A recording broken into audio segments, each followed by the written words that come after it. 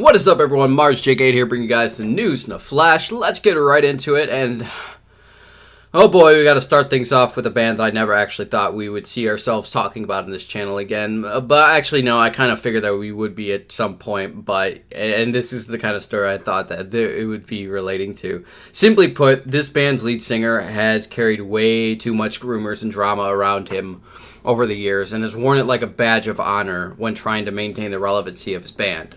It's gotten to a point where I was just completely done with it. I was done talking about this band. I wanted nothing to do with them. I thought they were kind of just gross people in general, both professionally and personally. I have met these people before, and I'm just not a fan of them. And I had a hard time throwing them under the bus in the past simply because the major allegation that was made against them had little evidence to actually support it, and the person behind those allegations actually came forward in a video proclaiming that she had made it up in order to gain attention. Now, to this day, I've always wondered whether that was actually a true statement or if she had been intimidated by the internet fan base or the band themselves in order to putting that out. Because, like I said, she was very young at the time. Either way around, though, along with this myriad of hate against this band, not only for this particular allegation, but also for the theatrics of the band, which was running rampant at the time with bands like Black Veil Brides and Motionless White exploding onto the scene. And you also had, like your garbage bin bands like Design the Skyline that came out too. You just had this conglomeration of a hate sphere that merged together that were just more than eager to grasp onto these speculation stories as pure ammo to just try and attack these bands and prove that they were right all along, that they were shit bands. And then on the other side of things, you have this total ignorance of the fan base willing to look past even the most egregious acts committed by bandmates if only to defend them from this onslaught of negativity. Both sides completely failed to acknowledge the actual victims, and it very much clouded the waters of any victims trying to get their own stories out to the mainstream. And it sure as hell made it difficult for media outlets to latch out of the stories because it ultimately became some sort of wicked guessing game of who is being legitimate and who is just talking shit.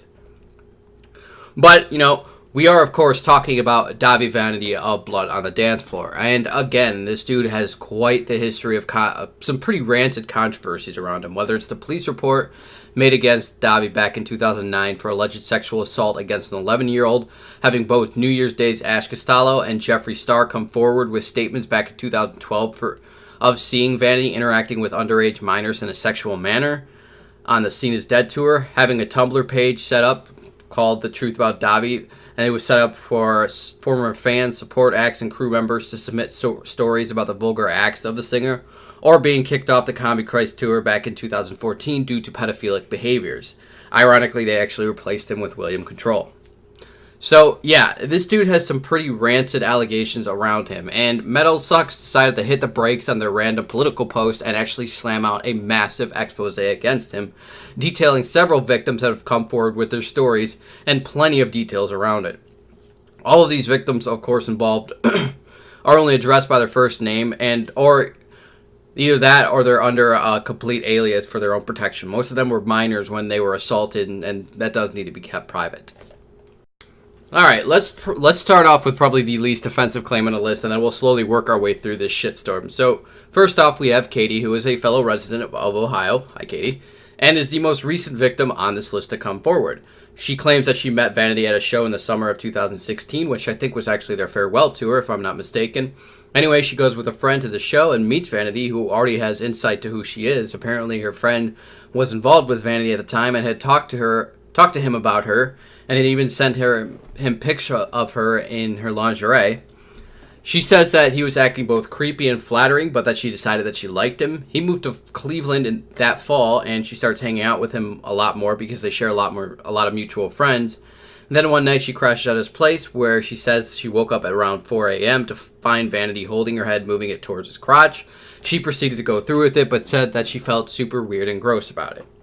Then we have Belle, who was 14 at the time. She met Vanity back in 2013 in Colorado, which I think was during their Bad Blood tour, if I'm not mistaken, though nothing really happened between the two of them, only them becoming friendly with each other. Things actually started picking up when she turned 18. Vanity called her to wish her happy birthday. He then asked to meet her and picked her up around like 5 a.m. and brought her to an unknown location where he confessed that he was interested in her in a sexual way. She told him that she wasn't interested, but he proceeded to start kissing her and asked her if she was a virgin. And this is the part that pisses me off, okay? She tells him no, but it's due to the fact that her ex had sexually assaulted her. He then starts acting upset about it, starts complimenting her and saying that she's beautiful and stuff like that, and then asked her to feel her up, because that's the greatest way of going about things, I guess. But anyways, she says again that she's not interested, and let's see if you guys can guess what happens next. If you guessed that he went ahead and started forcefully feeling up a girl who had just confessed that she had lost her virginity to an ex who sexually assaulted her, then congrats, you are correct. But we're not done yet, because after doing that, he then proceeds to pull down his pants, grab her by the back of the head, and force her head down on his crotch. He then takes his free hand and then covers her nose, choking her. He just sounds like an absolutely delightful human being, a real piece of work. Next, we have Ty, who met Vanity when she was in 10th grade in high school in 2012. She says she met him at a local mall and they started having text conversations with one another, where she was upfront about her age. He eventually takes her out to dinner in January 2012 at a cheesecake factory, and things seemed to be going good up until after the dinner was over and they were in the car, when Vanity then shoved her face into his crotch and started feeling her up.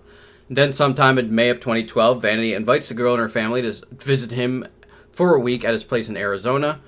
Ty's mom, who is at this point under the impression that he's a good person, eventually agrees, and then Ty claims that when they got there, the sexual assaults continued with Vanity. Then we move on to Shia, who was 14 at the time when she met Vanity. She loved the band at the time, was eager to meet them, and I'm assuming that she met Vanity on the Scene is Dead tour back in 2012 because she mentioned that she got Davey Suicide's autograph on her shirt that she brought to get signed. Anyway, she waited outside the show to have Vanity autograph her shirt, which he did, and then proceeded to grab her breast. She claims that it wasn't a big deal at the time because she was just excited that one of her idol band members had touched her. The next incident was not looked upon as kindly, though. During a 2014 show for the band's upcoming album, Bitchcraft, Shia claims that Vanity walked a girl around by a leash before walking over to Shia's mother, who was over at the bar minding her own business, before taking a drink and pouring it all over her and then proceeding to try and make out with her. Finally, I want to talk about the Scene is Dead tour that took place in 2012 because this is where we saw the most damning evidence come forward with both Jeffree Star and New Year's Day Ash Costello. And I actually remember this. I actually remember reading what Ash had to say when she came out on Tumblr to tell the community about the stuff that was going down and why she was kicked off the tour. I remember this because I was still interning as a news reporter with Brian Stars at the time, who was another YouTuber who I think actually went under not that long ago. I think he stopped posting back in December of 2017, if I'm not mistaken. But I remember him telling me not to post about these kind of things because it could damage the friendship that he had established with the band. If any of you guys know the channel, you know that he had established somewhat of a friendship with Blood on the Dance Floor. He actually got a number of interviews with him. But anyways, Ash Costello revealed a lot of things during this statement. For one, she said that she felt uncomfortable around Vanity to a point that she actually refused to perform Hell on Heels with Blood on the Dance Floor. She also claims that she had seen fans being abused and taken advantage of, that she had witnessed horrible and disgusting acts done by Vanity, including having fans grab his crotch, saying to underage fans that he wanted to ejaculate on their face, made derogatory remarks towards her and New Year's Day, and even had cops called on the tour because he was with someone underage. Now, Jeffree Star didn't hold back any punches. He just straight came out and said they had witnessed Vanity taking underage minors back to his hotel to perform sexual acts on them.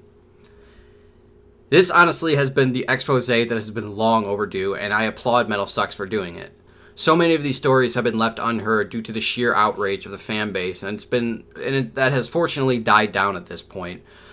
And I'm not proud of the fact that I in any way played a role of indirectly contributing to this band or their growth, whether it was through my own channel or whether it was in my time working with Brian Starr's channel. But I am more than happy to light the match that finally burns them down to the ground, because this shit has been going on for years. And this doesn't just go for Vanity, this goes for Jay too. Does he really take us to be such fools that by slamming Vanity on Twitter that we're just supposed to look past the fact that he, above anyone, should have known what was going on and should have spoken out? How long has Jay been sitting on this information, and are we really supposed to believe that it was Metal Suck's expose that finally revealed the truth to him and not, oh, I don't know, Ash Costello, Jeffree Star, the victims, the former crew members, or the supporting acts that all had spoken up beforehand? And I know that people like Jay and like to defend it, but the simple fact of the matter is that evil thrives where silence prevails. He failed to stand up, and because of his silence for all these years, all of those girls were violated by Vanity. He may not have committed the act, but he sure as hell didn't stand up against those who did. And I do want to reach a hand out to those who did, who may not have gotten their stories out. I am more than willing to listen to your stories about what happened. If you want to keep it private, I will leave an email down below. But I do ask one thing. Do it not for the sake of attention, do it for the sake of justice. If you're gonna share your stories, make sure it's for the sake of justice, because if you're doing it for the sake of attention and it turns out to be false, the only people that you're hurting are the people who actually need to get their stories out, who actually need to have people know what happened to them. Alright, with all of that being said, we do have a little bit more music news to get through, if only to give you guys something a little more to lighten your days up. So, first off, Palaye Royale has apparently announced her second studio album called Boom Boom Room, Side B. It's a little bit confusing, I know, but I can respect the screw the norms, we do what we want kind of attitude. And the album is set to be released on September 28th through Sumerian Records, and they've also dropped a new single off it called Death Dance. You guys can pre-order the album down below, and if you want to check out the information for it, that will also be below as well. Wage War has released a new stripped-down version of their song Gravity in celebration of the first anniversary of the release of their debut album, Deadweight. For Hellogood fans out there, we got some new music. We got in a form of a music video for their new song, Solely Natural. The album is set to be, their new album is actually set to be released on October 5th. We got a new music video for 5 Seconds of Summer for their song Youngblood, which I could have swore we already had. So I had to go back and do a double check on that, and yeah, they actually released a music video for that a while back, but that was live footage, and this, I guess, is the official music video. All Press has premiered a new single called Bleed Your High from a band called SunnDrug, which features Spitfire members Jimmy Reeves and Chris Rains. It's actually pretty interesting. It kind of harks back to the early post-hardcore punk days, which I dig, so definitely worth checking out. And then finally, for things that are awesome, we got this amazing story of a couple of elderly gentlemen who decided to be a couple of teenagers for a day and sneak out of their German nursing home to attend Wacken Open Air Festival. True metalheads, even in the golden ages. Brings a smile to my face every time. Anyways, the nursing home alerted police to the two gentlemen's disappearance, and they were found around 3 a.m. at the festival with a desire to continue staying. The police spokeswoman said that they obviously liked the metal festival and that they were reluctant to leave. They were, however, convinced to be escorted back to the nursing home. And I just want to say that, why do they have to sneak out in the first place? Like, is there no way to request to attend a concert or a festival like this? Because it's kind of shitty if you ask anyone like me. But anyways, I'm glad that they had a good time. Hopefully they'll be able to attend in 2019. I actually think they just put out the lineup for next year, if I'm not mistaken. Anyways, if you guys want to learn more, details will be down below. Thank you all for joining me for this episode. This one was a bit of a longer one, and I hope you guys appreciate that. Leave a like if you did, dislike if you did, and subscribe if you want more. And as always, I will see you all on the next one. Mars out. Oh my god, let me tell you guys something. Whenever I'm recording, I actually have to turn off my air conditioning, or else you guys will hear this subtle sound in the background of the recording. And I'm not a fan of that, and I'm sure you guys aren't either. But geez, whenever it's like 90 degrees out, man, it gets so hot in here.